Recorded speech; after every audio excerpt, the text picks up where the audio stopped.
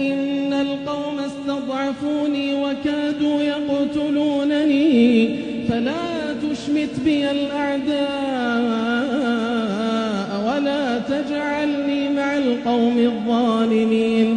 قال رب اغفر لي ولأخي وأدخلنا في رحمتك وأنت أرحم الراحمين. إن الذين اتخذوا العجل سينالهم غضب من ربهم وذلة في الحياة الدنيا وكذلك نجزي المفترين.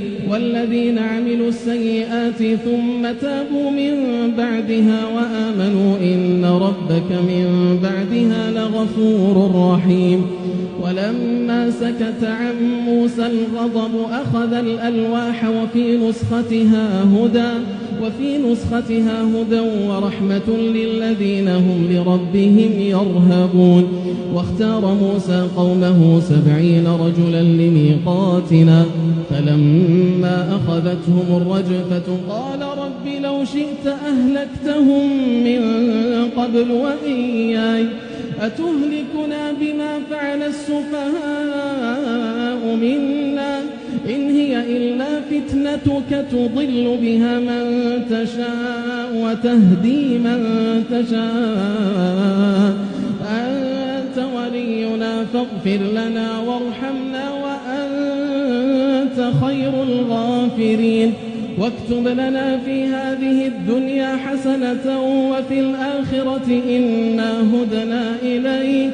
قال عذابي أصيب به من أشاء ورحمتي وسعت كل شيء فسأكتبها للذين يتقون ويؤتون الزكاة والذين هم بآياتنا يؤمنون.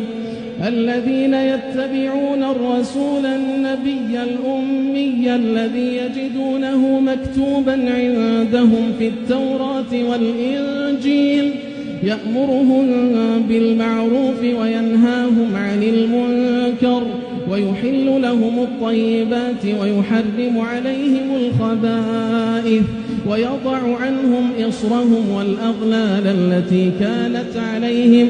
فالذين آمنوا به وعزروه ونصروه واتبعوا النور الذي أنزل معه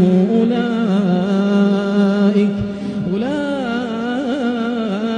هم المفلحون. قل يا أيها الناس إني